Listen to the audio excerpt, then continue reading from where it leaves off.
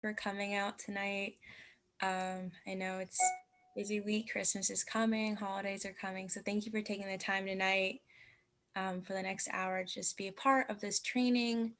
Okay. So I'm Kelsey Reyes. I am a staff member with the PA Council of Churches, and I'm also a member of the Solidarity Not Solitary campaign, working on social media and then just whatever else they need help with. Also, just kind of like the faith organizer as being with the council. So we're just do a couple of introductions and then we'll get into it. So first, I'm going to have JT speak to about what the ALC, the Abolition Law Center, is, and then have a couple more people speak. So, JT, whenever you're ready. Yes. Hello, everybody. Thanks for coming. I'm John Thompson. I'm an organizer for the ALC, the Abolitionist Law Center. And some of the things that we do we are a grassroots organization, and we're not just local, but we're all over the state. We do work all over the state. We try to coordinate things for other organizations and with other organizations.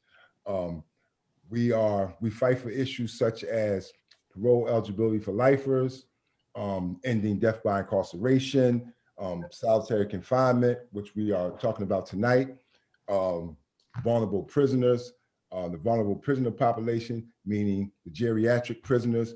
We're fighting that fight. We we're primarily, we will do almost anything that has to do with ending mass incarceration and attacking that complex. So right now, some of the things, like I said, right now, some of the things that we're doing is solitary confinement, vulnerable prisoners, compassionate release, and a host of other things. But one of the main things that we do at ALC is that we want to coordinate with other organizations around the state, because we all know that it's power in numbers. The more people that you have, the more power that you have. And this is just not a local issue. These are not just issues for the ALC in Philadelphia. These are issues not only for the state of Pennsylvania, but all over the country. So that is some of the things that we do. I'm pretty sure that John or Nick, in the future, if you need some more information, you can get with them and they probably can give you some more detailed information. That was just an overview of what we do. And thank you. Yeah, okay, so now with Nick, he's going to talk about the HRC and then specifically the Solidarity Not Solitary campaign. Thanks, Kelsey. Hi, my name is Nick Presley. I'm a formerly incarcerated activist out here in Center County. And HRC, also known as the Human Rights Coalition, is a grassroots nonprofit group of predominantly prisoners' families, prisoners themselves, ex-offenders, and supporters. And we were formed to aid and support prisoners' families in coping with the stress and hardships that are created by having a loved one who's incarcerated, as well as to challenge some of the retributive nature of the system as we have it, and also to work to transform the system into a model of rehabilitation, successful reintegration into society. Part of our purpose is to provide empowerment, advocacy. We want to be the kind of the voices on the streets, and basically be a reminder of the humanity of prisoners as they're going through their incarceration. And one of the campaigns that we're working on, that we're talking about tonight, is the Solidarity Not Solitary campaign. A little background: in 2012, the United Nations declared that solitary confinement lasting longer than 15 days, so 2 weeks plus a day, it was torture and an unacceptable practice for prisons or detention centers. So the UN says anything longer than 2 weeks is torture. However, at any given time in Pennsylvania, you've got 2,000 prisoners at least who are being held in solitary confinement in the state prisons alone, not even counting the county jails, of which we've got far more people incarcerated. Uh, and these are people who are not going to solitary confinement for things like fighting or stealing. A lot of most We found that something like up to 80% of people who are doing time in solitary confinement are there for failure to obey an order. And I think we'll get into some of these stats a little bit later. But this is a campaign we're organizing to end immediately. Yeah, thank you, Nick. And so finally, the last organization that has helped put this event together is the PA Council of Churches, where I come from. And so the Council of Churches is a voluntary association of separate and autonomous Christian churches within the Commonwealth of PA. and we seek to engage in common ministries of witness and service, and the goal to have visible unity in the state. And so joining us tonight is the Reverend Sandy Strauss. She's the Director of Advocacy and Outreach, and she will be speaking in a bit. So yeah, those are the organizations that have put this event together tonight. And so now I just kind of want to move on to speak about the statistics of solitary and imprisonment within the country and then within the Commonwealth of Pennsylvania. So I'm going to share my screen to show some slides.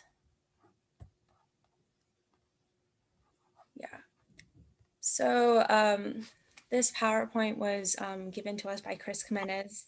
He is the Director of Healing Communities, which unfortunately he's not able to be with us tonight. Had another Zoom engagement, but he does a lot of work with people who are incarcerated and people who are being rehabilitated back into society. So Healing Communities is a great organization, but he graciously gave us some of these slides for tonight.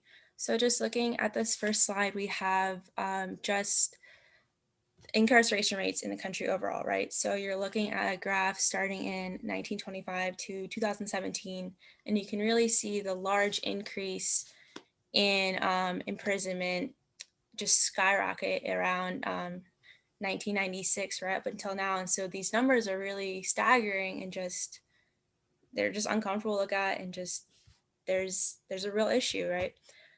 This next slide shows a more in-depth picture of what's kind of going on. Let me see if I can present this. There we go, that's better. So if you look, it breaks down the number and population of those in jail, more specifically to state prisons and local jails, federal prisons, and then it also breaks it down by the youth, immigration detention centers, involuntary commitment, and then around the circle you see what people are being incarcerated for. And so there's a wide array, but the numbers just overall is just staggering. And this breaks it down even further into one, people who are being incarcerated, but also the effects. So you start with the smallest graph at the top, which in reality isn't very small because it's being counted in the millions. And when this graph was together, it was 2017. So the numbers have even gone up since 2017. But initially you have the top being incarcerated in jail or in prison is 2.3 million, which is an insane amount of people.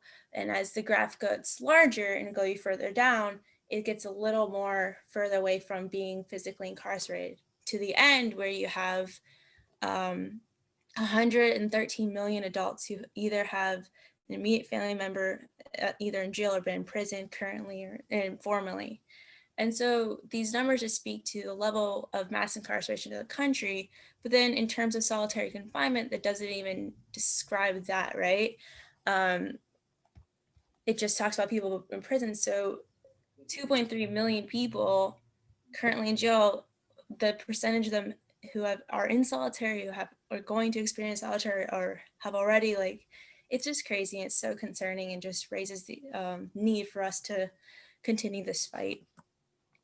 And so looking at incarceration in Pennsylvania, in jail specifically since 1970, the jail population in PA has increased 428%, which is staggering. And then you look at prisons, and since 83, the population has increased 294%. Looking at racial and ethnic numbers and percentages, African Americans make up 11% of the state population in Pennsylvania, but they make up 37% of people in jail and 47% of people in state prisons. Caucasians make up 78% of the state population and only make up 45% of people in jail and 43% of people in state prisons. Latinx make up 7% of the state population and are making up 10% of those in jail and 10% of those in state prisons. Asians, Pacific and Islanders are making up 4% of the state population, 1% of those in jail, and 1% of state prisons. And so obviously looking at these numbers, you're seeing a large disparity between racial and ethnic types. And it's just calling for the need for this campaign and just reform for both prisons and solitary confinement. So I'm going to stop that. And now we are going to, my next thing I want to talk about was specifically with the campaigns.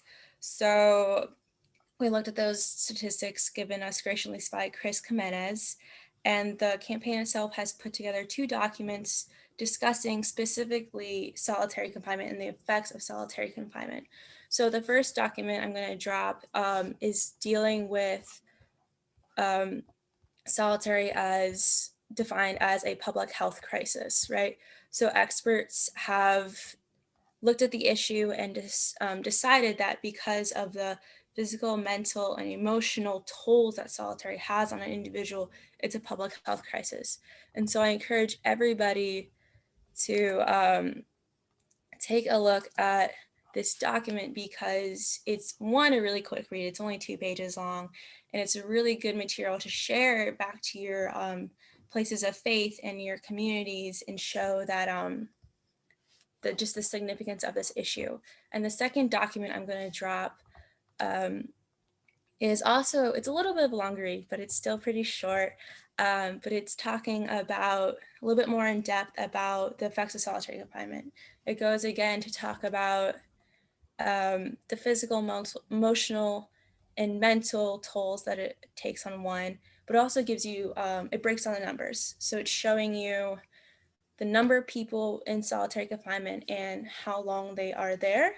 It talks about some myths of solitary and debunking some of them. And also talks about the cost of solitary, right? So our taxpayer dollars are being used to fund prisons and fund housing for prisons and also solitary. So what does that look like numerically, right? And then the last part of this, which I think is really interesting and I'm really proud of, is the legislation that the campaign is working on, right? So the bill that we're working on, it doesn't say to abolish solitary because in reality, that's not possible at this moment. But the link isn't accessible. Oh, I will fix that in a second. I apologize. But yeah, this the legislation is saying that at the moment, solitary ending it is not possible. But what we're trying to aim is that 15-day mark, as Nick mentioned earlier, right? The UN said 15 days is the longest amount that should be possible. And so in our legislation, we're fighting for that to be the cap.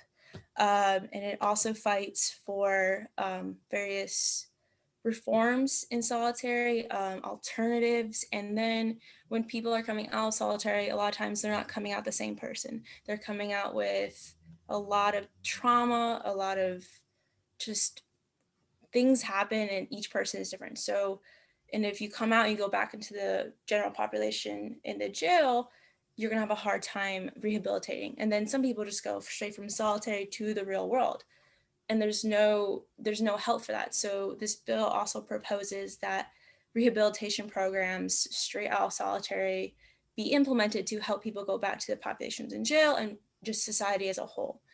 And so I will drop these at the end. Hopefully I can fix the link by then. And if not, I will email these to everybody because they're really important and really good documents just to have on hand to give out to whoever you can, honestly. So now I'm gonna have Sandy Strauss talk a bit about the importance faith organizations can have in this fight. So Sandy? Did she drop off? No. Oh, there she is. Sorry about that. I was just dealing with some technical stuff. I'm going to talk a little bit about faith advocacy generally, and then talk about why this has become an issue for the faith community. So I want to share something that was actually on the homepage for the Presbyterian Church's Washington office. And it said, when Jesus was asked to state the greatest commandment, he replied, "You shall love the Lord your God with all your heart." And the second is like it, "You shall love your neighbor as yourself."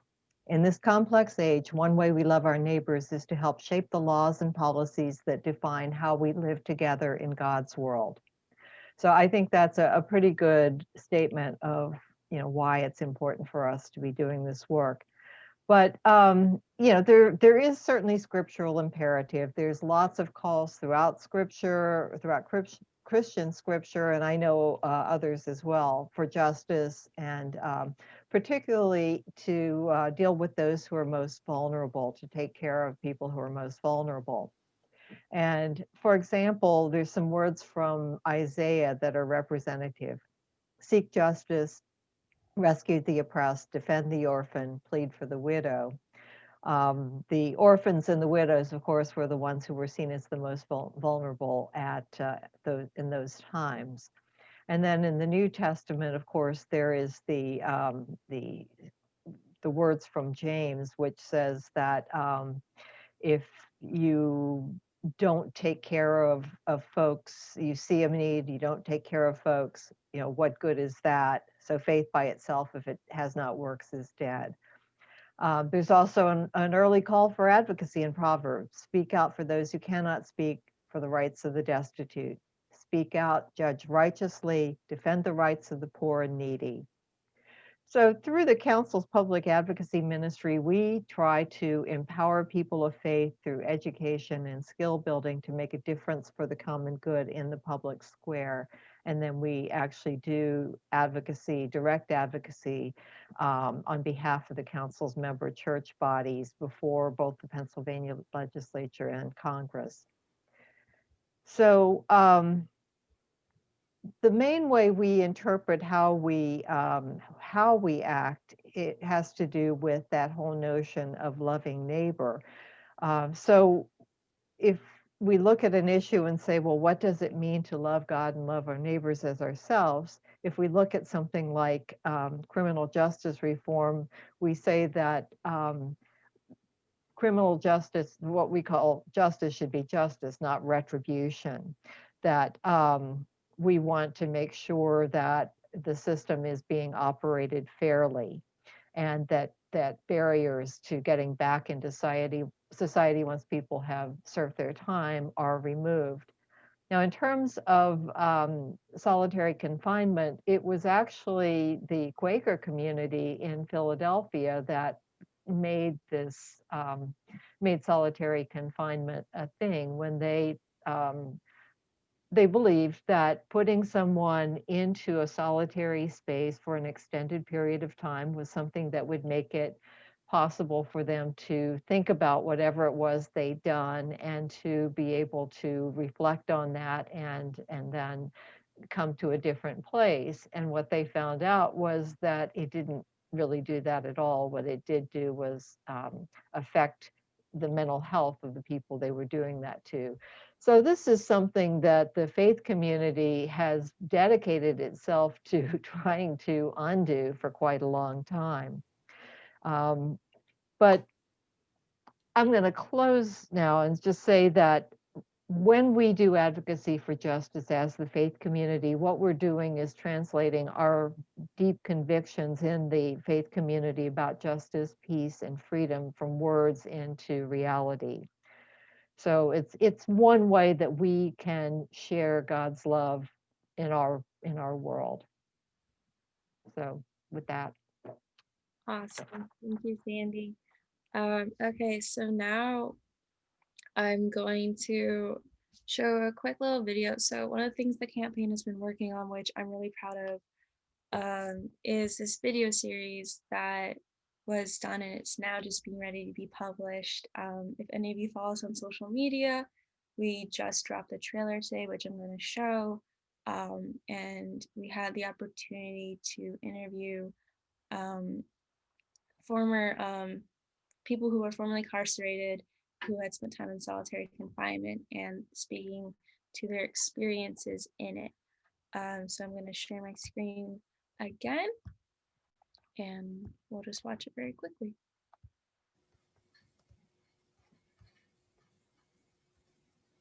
As a Marine, I have 4 combat tours under my belt, and I probably have more trauma from 6 months of solitary than I do 4 combat tours. I've never felt so broken in my life until I got in that cell.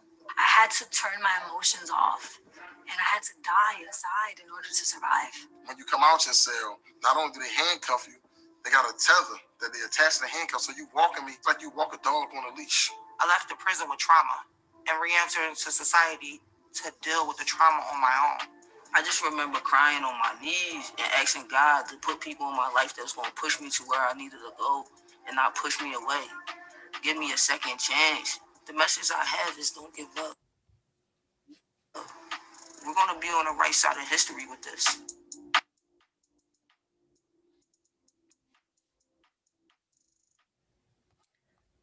So that was a really quick snippet of what is to come. We're really excited about this. And to speak on his experience, I'm going to call on JT again to just kind of talk about solitary and the importance of advocacy. What I neglected to say when I first spoke about the ALC was that I'm formerly incarcerated. I did 37 years in various state correctional institutions. Out of those 37 years, I did approximately, give or take a year, I did approximately 13 years in solitary confinement. For those of you who don't know, they have different names for solitary confinement. You have solitary confinement. You have the RHU, which is the restricted housing unit. You have SMU, which is special management unit. You have the whole, they call it the whole. And then you have the special housing unit. So any of those names, they all encompass the same thing. It's the whole. The whole is a place where you're in prison. They take you out of general population. They seclude you in an area. Normally it's a block. Some of the jails have them underground. Some of them have them outside of the prison, the population of prison. They build a special unit just for the whole, just to house people in. You can literally go to the whole for almost anything. Disobeying an order. A guard could tell you, pick that cigarette butt up off the floor. And you could say, no, I'm not doing it. You'll wind up in the hole for 6 months. And we're not talking about 10 days in the hole, 5 days in the hole. We're talking about extreme conditions. I had, I don't even know how to put this, but I was one of the guys who opened up the special management unit in this state. It was about 20 of us who they sent there. And this unit was supposed to be even harsher than the whole, which it was. You didn't get anything when you came in. You literally got nothing. You didn't get underwear. You didn't get t-shirts. You didn't get socks. You got a jumpsuit, some skippies. You got your religious material and your law work and a little flex pen. And they give you a washcloth and a little bar of soap. That's it. And you had to, what they call, work your way up. I don't want to take up a lot of time, but I do want to go over a few more things. And within that unit, they place mentally ill people in there because people have issues that they're dealing with when they're in prison. And all that does when you put them in the RHU setting is exacerbate the problem and make it worse. So you have people who actually need mental health assistance being placed in the hole. While you're in the hole, you are treated like an animal. I mean, there's just no other way for me to put this. If I'm going to be honest, you're treated like an animal. Like you heard the guy say, they put the tether on you when you come out. They do all that, but they do other things to you to humiliate you and to dehumanize you. They may not give you a shower for 4 or 5 months. You may not even be able to take a shower. Sometimes they won't feed you for a week. You know, it just depends on the guard, the time of the day, and who's there. There's no oversight of the RHU because even you as a citizen, as a citizen of the United States, a resident of Pennsylvania cannot go to a prison and go to the RHU. Why is it so secluded? Because it's torture going on down there. It's people are being tortured. I went in the hole with people, and when they left, they were no longer mentally fit. They came in okay, but after 2 or 3 years, they just couldn't endure it anymore. And these are some of the same people who are being released, some of them straight from the RHU to society, right back out into society with no help, no mental health help, nothing. Just go it out there. So you wonder, what is the purpose of solitary confinement? Why would you put somebody in there? The longest I've been in the hole straight was maybe about 4.5 years. That was the longest I did straight in the hole. But you have other people who've been in the hole 25, 30, 35, 40 years that they've been locked in this cage. You come out, you're supposed to come out for 1 hour of exercise and a shower. However, that doesn't happen. You may get your exercise, then you may not get a shower. If you complain, then you don't get fed. So we really need to tackle this issue. This is an issue that needs to be tackled and it needs to be pushed in the forefront because they are really, truly torturing people in those RHUs around the state. Not just in this state, all around the country, because they all operate the same. They operate off the same manual. It may be different personnel, but the manual is the same. So I just wanted to add that so that people will understand the seriousness of this issue that's here tonight, that you will understand. I lived through it, and through the grace of God, I was able to come out and still be partially sane, because I know there's things wrong with me that I'm still trying to unpack right now, just from that solitary confinement and being tortured like that. So we hoping that everybody will chip in, everybody will come to the conclusion and say, this is something we need to stand up for. And I'm hoping. Thank you. Thank you, JT. With that being said, I'm going to start talking about ways that faith organizations can really start getting involved in advocacy, and giving some insight and tips about how you can pull your congregations and your groups together and really start to get more involved in our campaign or just advocacy as a whole. Okay. So the first thing I want to talk about is the concept of interfaith work and interfaith cooperation. When I use the word interfaith, I'm using it to describe the interaction between people of different religions or faith traditions. So the concept is not to be renouncing religion. It's not to be combining religion as one, but it's to be understanding that each faith or various faith tradition has significant differences, but there are also similarities that can be used, and when discussed and discovered, can be used as a commonality to come together, in an instance of solitary, come together and really stand behind this campaign and really do the work that needs to be done to really raise a voice to the issue. And so I think it's safe to say in most faith traditions, the concepts of peace and justice and healing and love are just basic fundamental concepts that really resonate amongst all religions and just like humanity as a whole, right? We can all resonate with wanting these basic things and seeking justice for them all. And so when coming together, it can really create a powerhouse. And so I say this in the hopes that it's a useful tool when going back to your congregation, when going back to your faith practices and your groups to one, start to organize people together. But then once you're organized, think about your community, think about how you can take the next steps, start to engage with maybe other groups of your same faith background, but also thinking about those who are around, because there's a wide array of faith traditions all over PA just alone, right? And around the world, there's so more.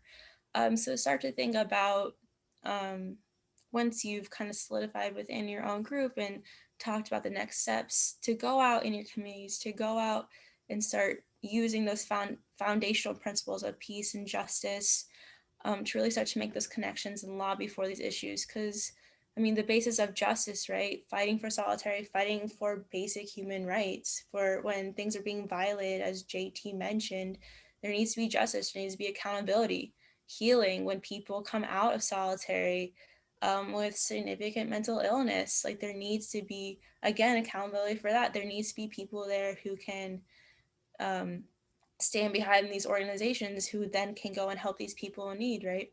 So interfaith work, I think, is something that can be a bit intimidating because there's these notions and stereotypes that other faith groups can't work together, right? Christians can't work with Muslims and Hindus can't work with Buddha, like things like that. But that's not true. You're not using your religion as, like, you're putting that aside. You're using these basic fundamental concepts to connect and to work together. And there's power in numbers, and there's power if you have the ability to go and talk to others, to really reach across that divide that's there, that has been put in there for no real reason. So I encourage to look more into the idea of interfaith work and interfaith cooperation because it's powerful. The next kind of thing I want to talk about is the rules of religious activism. Kind of how do you go about engaging and starting to do religious activism? Because it's a bit different than just normal activism, in which you have, in this country, you have the beautiful right to say whatever you want, have whatever stance you want. But when it comes to religion, it can be a little bit different and have a little bit of it's just different. It really is. So most of us tonight are coming as individuals from an organization. We are not the head of an organization. We are not speaking on behalf. We're just a normal person who wants to learn more about solitary and how we can better ourselves and better our communities.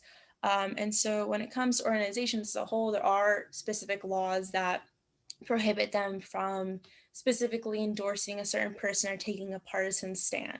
But as individuals, we can do it as we want. But I wanted to use that idea or that concept of the organization to kind of lead into how we should go about religious activism, because as an organization, they cannot endorse a specific person for tax purposes and such. And I think that kind of translate to the individual, because we should not be endorsing a person, but speaking more to the issue. And so with solitary, there's not a specific person that's like our, I don't know, cover person or such. Like, there's not one political person or one activist that is the front of us all.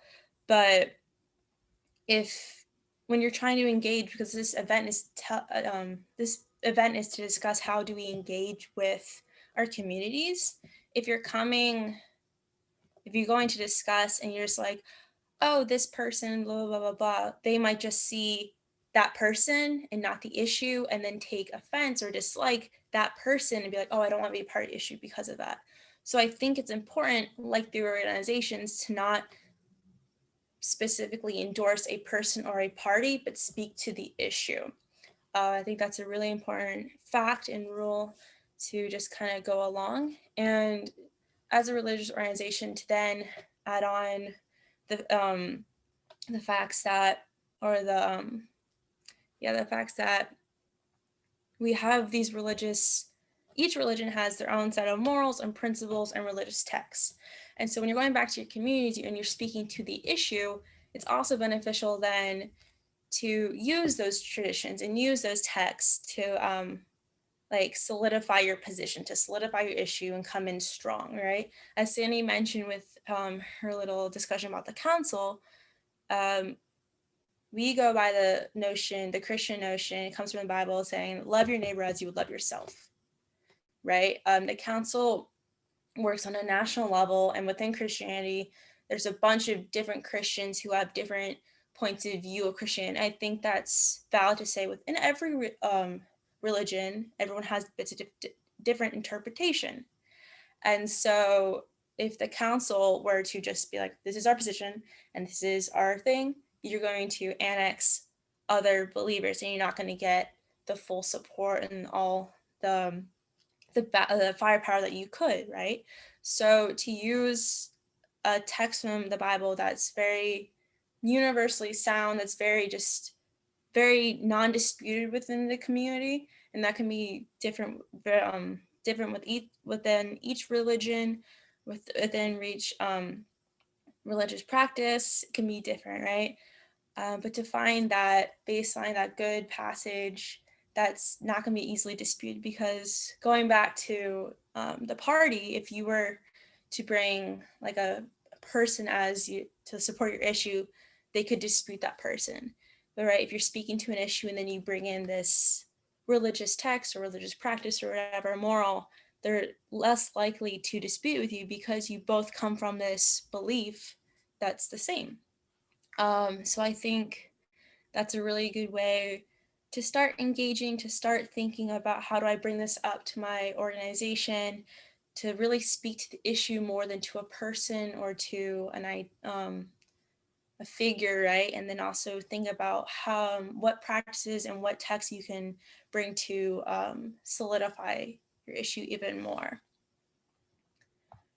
And then moving on to the importance, just to reiterate, I think the importance of advocacy and learning how to organize and participate in advocacy, because historically, religious organizations have been the pillars, you could say, of various political groups, right? And they're the ones making the laws, they're the ones doing the real change, right? So, for example, historically, evangelical Christians have been strong supporters of the Republican Party, right? And so, if these evangelical groups are organizing, are learning how to participate in advocacy, are protesting, are letter writing, doing everything you do to campaign, they're more likely to catch the attention of a Republican legislator. They're more likely then to get I guess you could say a Zoom meeting nowadays, and be able to enact the change that they want. So this is just another point. It's important to learn how to organize and learn how to talk to your congregation, because your religious group may be the majority on one side or the other, and then you have that power to enact some noise and to enact some strength and then make some change. And within that point too, learning how to talk to leadership. So both religious leadership and political leadership, so our lawmakers. So talking, I think just overall talking to people can be a little challenging sometimes, and especially people who are above you, right? Who are your leaders, who may be perceived to know more than you. So it's always intimidating, but I think it's important to learn and to remember that they are just people, right? That they are not, I don't know, like they're just people. And so with religious leaders, when you bring an issue back to your congregation, back to your place of faith and practice, if you bring it back and if your leadership does not support it, then in all reality, it's not really going to work, right? Because they are the one leading the organization, and they're not really going to be the ones like, oh, let's take the next step to participate in interfaith work or go in to rallies or X, Y, and Z, right? But it also can be the fact that they don't support it, they might not be educated on it. So I encourage you, once I figure out how to drop these documents, to take these documents back and to show them and spread them around your groups, because they're very easy reads. I feel like everyone's attention is getting less and less in this pandemic. And so just to have quick, easy reads to really show the importance of solitary and the importance of the campaign and just in general advocacy work can maybe sway their mind. They might not be educated on it enough. They might have bought into the stereotypes and misconceptions of it. So you never really know, and that's important to challenge, because if they say no and you just take it, you never really know why. So respectfully challenge your leadership, because you have the right. They're not, I don't know, they're not overarching, right? And then lawmakers, right? They are intimidating. They're on TV, they're in the news, they're everywhere. They look intimidating. I won't lie, I'm intimidated by them. But to remember that they're public servants, that we voted them there, and that they're not there forever. They have a limited amount, they have a limited term, and they want to get things done. And you put them there. We voted for them. So they are they're there to listen, and it's to be respectful from both sides. But I think that's important when you go, because if you go to the Capitol, that's intimidating. If you go to their office, that's intimidating.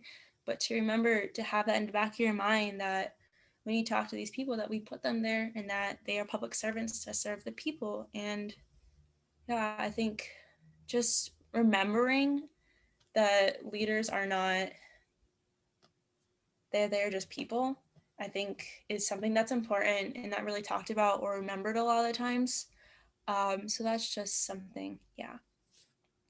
So to kind of recap so far, we've talked about the importance of interfaith work and cooperation, something that could be really useful in terms of just gaining strength and gaining numbers for the cause of solitary confinement, for just advocacy work in general, learning that, or just the understanding that there's really no need to let these differences be the wall between, but these general universal truths of peace and justice and healing can unite and really create a stronger force for the cause. And then talking about kind of the rules, or the rules of religious activism, and kind of how do we go about that, not speaking to a person, but speaking for the issue, and then backing up that issue with religious texts and with practices and morals. And then from there, the importance of advocacy, because religious groups are often the large numbers between political parties, right? And so if you learn how to organize and you learn how to advocate and be part of these organizations, you can really have the potential to create change. And what I just talked about, learning how to talk to leadership, both religious leadership and lawmakers. And so my next 2 points kind of go together. So having said all of that, now I kind of want to talk about a couple things that you can do once you've introduced this idea and gotten support in your congregation or religious group. So one of the things you guys can do is holding a youth forum or adult forum. Adult forums are more common, but working with the Council of Churches, we recently did this Zoom event. It was a youth forum, and it was discussing current events of the past year.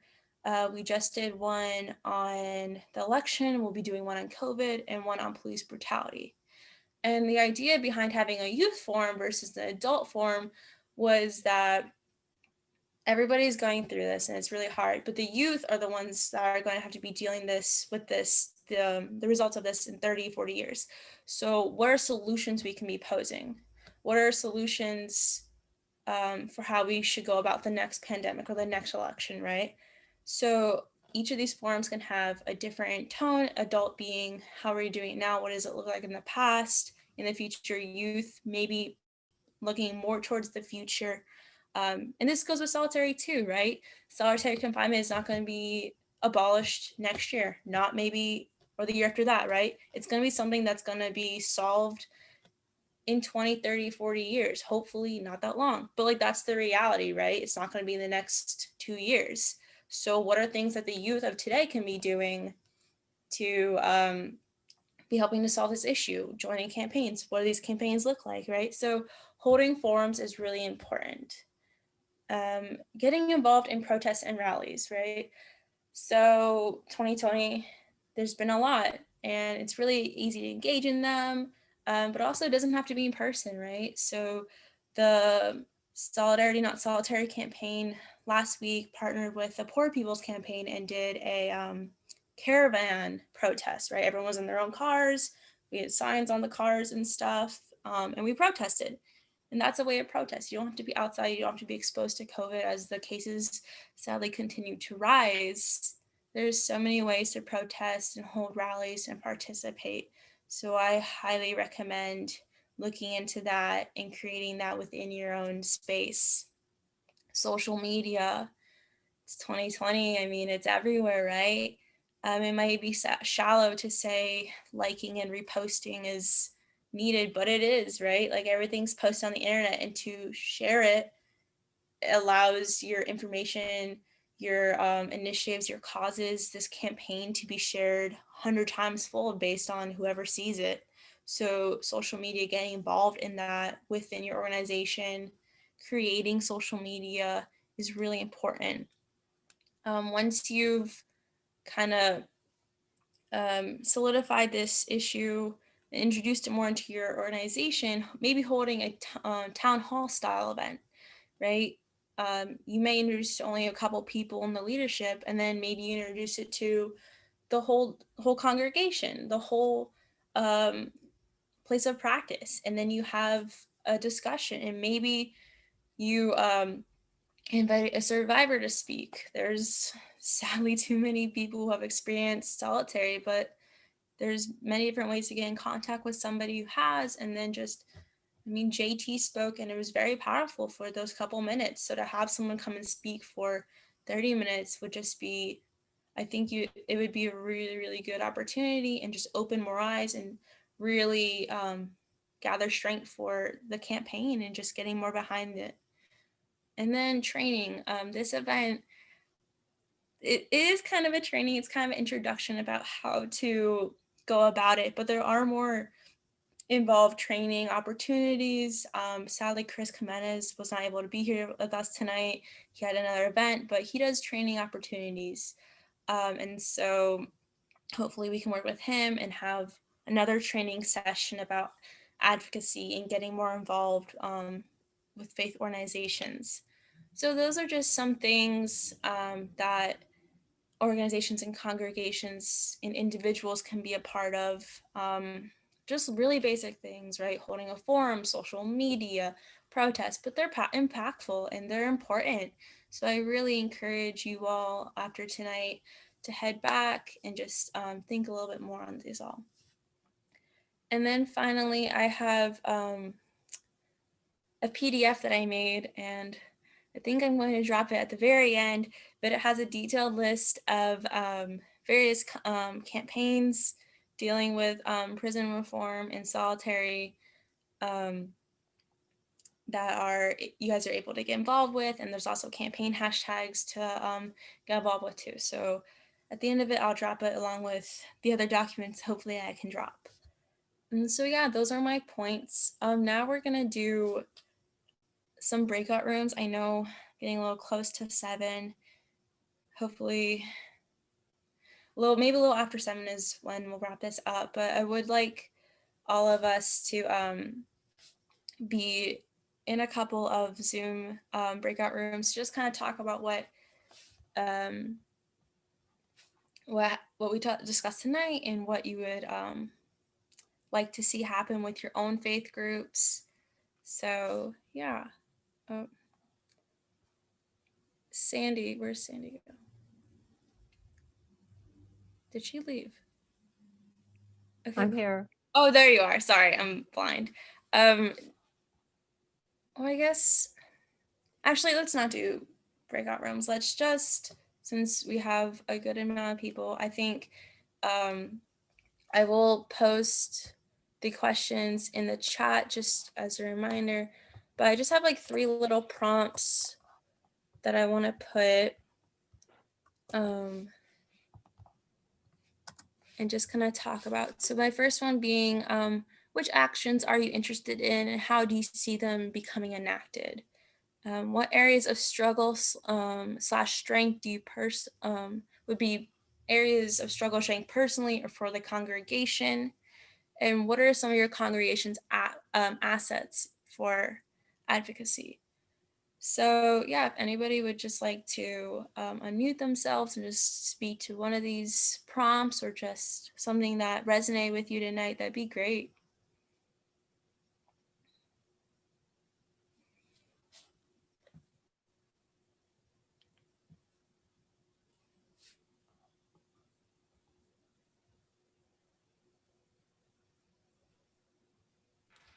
Hi. So I like to point about contacting the people in government about this issue.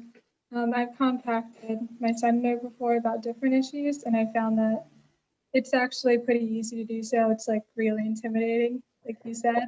But once it's done. Then you have successfully acted on what led you to contacting them in the first place. So I think I might try to contact my congressman and ask what they're doing about mass incarceration in general and solitary. Awesome, thanks. Anybody else? Hi, I'm Dave. I'm interested in getting involved with working with congressional people, but I want to be part of a organized strategy to address mass incarceration and to challenge prisons and to have them investigated to stop the kind of things that JT was talking about going on and to hold people accountable. I want to be a part of something that's a solid, bigger movement in this that I can rally people for to go and fight for the issues.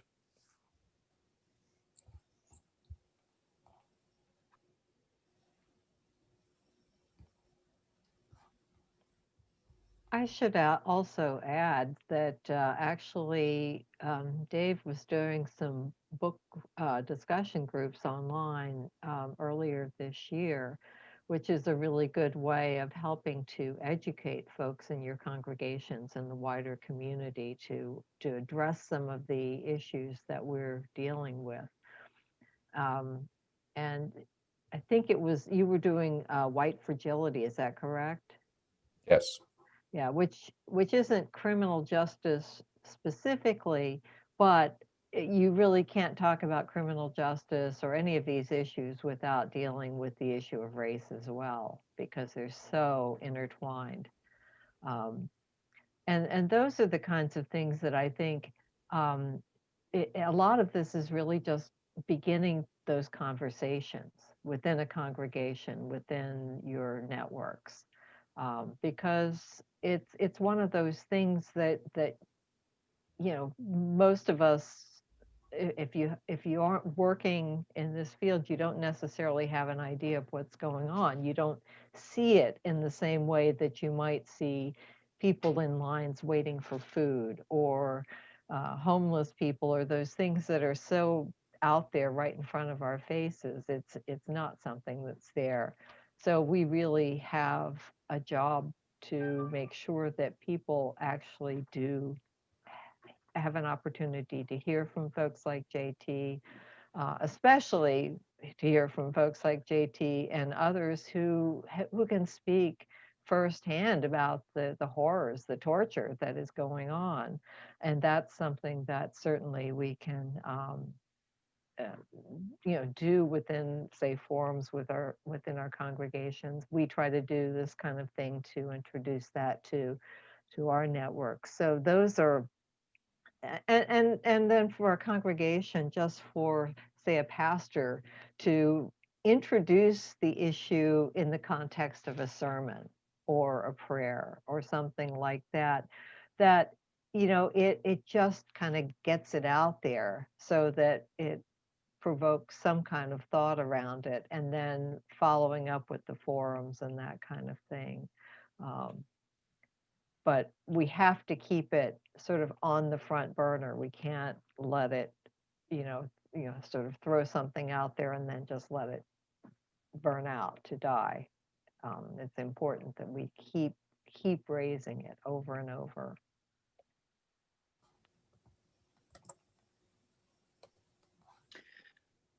Do you have any idea of when a new set of bills would be put out for next year? I realize we're at the end of the session now.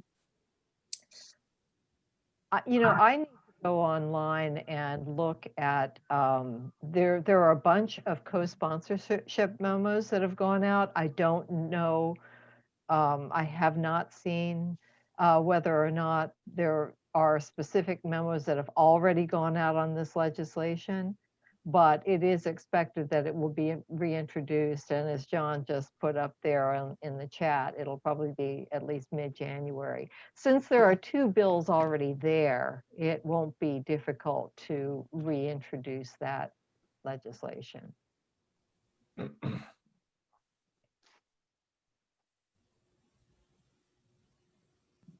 They're not meeting until then anyway.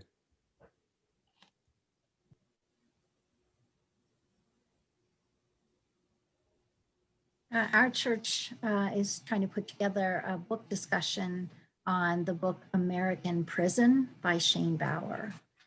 He was a journalist that went undercover into prison and has written a very powerful book. So I haven't read it all the way through, so I'm not going to recommend it, but you can look it up and check it out.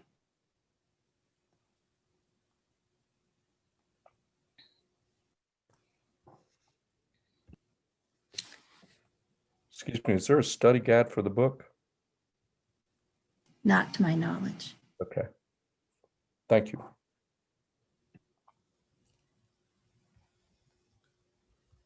Okay, so thank you for all for speaking. So now we're just gonna do a little bit of a wrap up. And then this is JT, I think, wanted to hop in again. Who?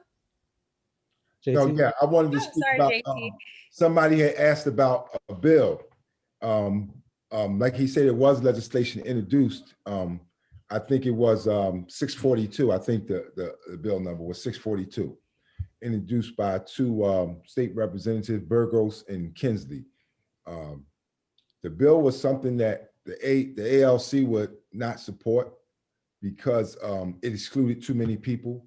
It just excluded like 90% of oh, I got that mixed up. I'm thinking about something else. You know what? We working on so many issues. I'm thinking about the geriatric bill. Pardon me. I'm thinking about the geriatric bill. But back to the solitary confinement. One of the things that I did want to share with everybody is that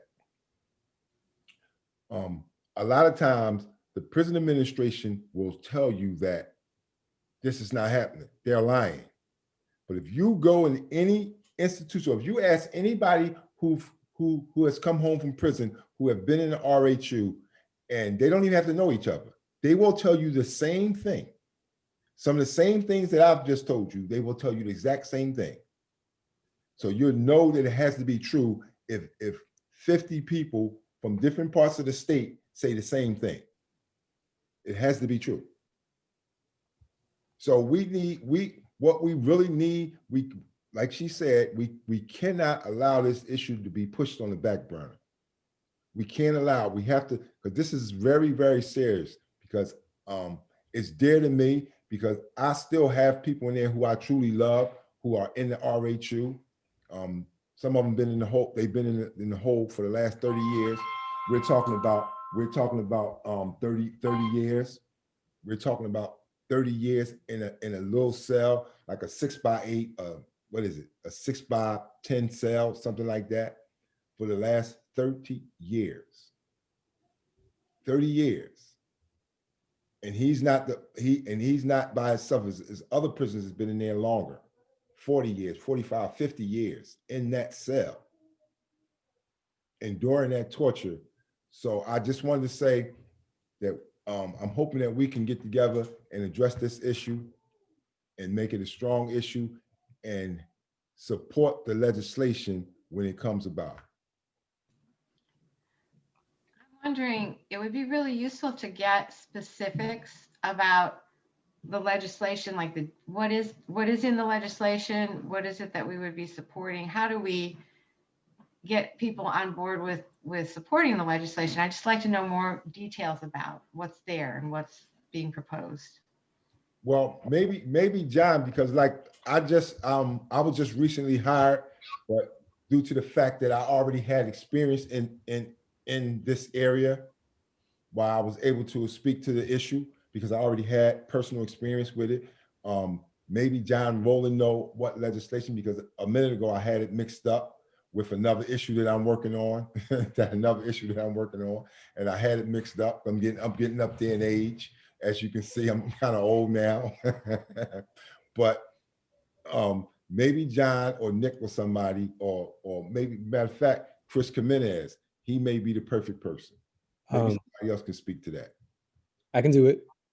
Tapping in. So it's just like Nick was saying up at the start of this, the solitary bill that we're looking at for Pennsylvania is based on the International United Nations standards, which, as Nick said, anything more than 2 weeks at a time was deemed torture, and not to be used in any kind of correction settings, according to the UN. So, I mean, some of that is strategic. Those of us that have been working on this would like to just end solitary altogether. We think it's just a bad idea to begin with. But I think, as JT talks about, the extent to which it is overused for just everything, being able to cut it down to those 2 weeks at a time would prevent it from being just sort of the go-to mechanism for using it just all the time. And that would be a meaningful way to, tamp down a lot of the long-term impacts that it has on people, the long-term health conditions, et cetera, increased trauma. But it would also just be a way of really challenging the system's reliance on it and being able to just have this kind of prison within the prison as this thing that they send you to immediately as soon as, you do something to get out of line. So, we see it as like a little bit of a compromise between what we would want to have and something that has this backing of an international body that other states have already adapted, that we could meaningfully move forward in a state like Pennsylvania, which is unfortunately far from cutting edge on most of this stuff. Is there a contact list to contact those of you who are speaking that are leading on this that we can reach out to by email? Can I send out to those who have signed up? John Thompson, JT, I dropped my contact information in the chat. If you go back and look in the chat, it's in there. My phone number and my email address. And we should probably ask the group, is there anyone in this group that would object to us sharing their contact information within the group? Because I don't want to violate anyone's desire to not be receiving things they don't want. I guess I should have said just the leadership. Oh, okay. That are leading this. If other people want to do that, I'm okay with having my email out there, but just so we can get some conversation going and talk with folks about possible plans. Yeah, and so like me, John, Sandy, and JT can drop ours. I was about to just talk about legislation, and I guess we've already kind of started that conversation, but I created a Google form for those interested or want to learn more, and so you guys can put your contact information on that. At the moment, nothing is really happening in terms of in-person visits, but there are like the ability to do Zoom calls and telephone calls, and stuff like that. So I can drop that form right now, and hopefully in the future, when things start to die down a bit, hopefully the surge will go down.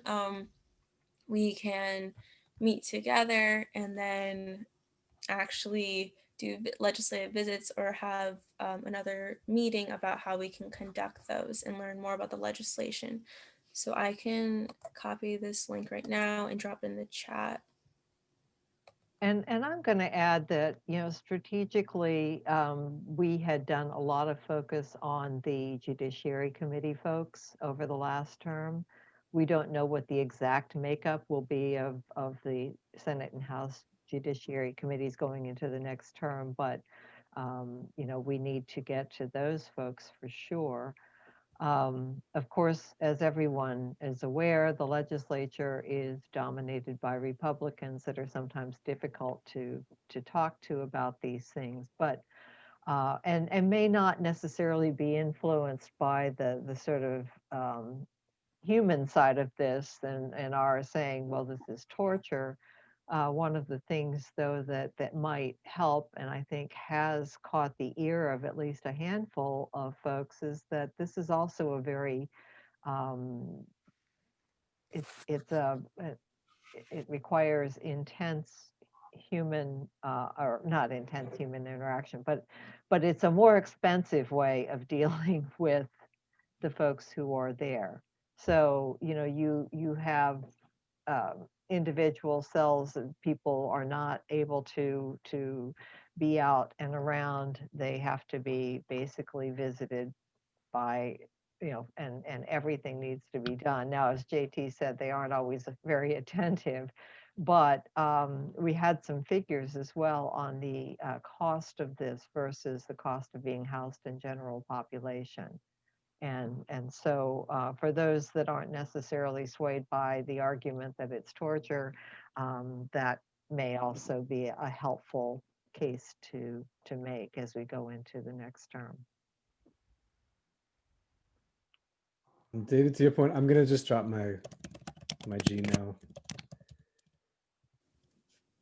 in the chat. But one of the projects, the reason why I know Nick, who spoke up at the top, and the reason why I know Sandy as well, is because it's just a larger effort that Abolitionist Law Center is doing and some other criminal justice groups to really try to, I think we've realized over the last couple of years that as long as Republicans are in power, that we really need to be pushing in areas of the state beyond just Philadelphia and Pittsburgh.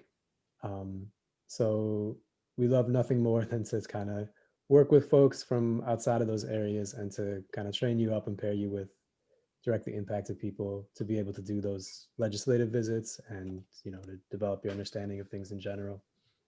So if anybody's interested in that, feel free to write me or JT, who left his info up there. If you prefer to call, I'm an organizer, so I actually always pick up the phone and I will talk with you. So feel free to do that as well. And we can at least give some kind of direction as to what would be the most meaningful next step you could take. For my part, my stuff is in there also. If I don't answer your phone call, it's only because I have Amy from one of these scam places that calls me 3 or 4 times a day from different numbers. So just text me and say, I'm so-and-so, so-and-so, and I'll get right back to you. And I, for some reason, cannot drop these PDFs. And so I'm just going to put my email them. And if you're interested in getting the 2 documents about solitary being a public health crisis and then the overview of the legislation, just email me and I can send them to you. I do apologize that they were going to work, but they're not cooperating. Yeah, so just wrapping up really quickly since we're going over our time.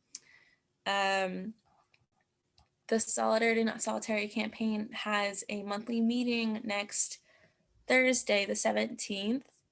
And so I have a form, Google form, I would like to register for that. Yeah, so it's just gonna be a wrap up of kind of the year and the work that's been done, everything that's been going on and what's being looking forward to in the next coming year. So it should be a good meeting. Let me drop that right now. So I dropped 2 forms, one being the legislation interest form and this being the monthly meeting form.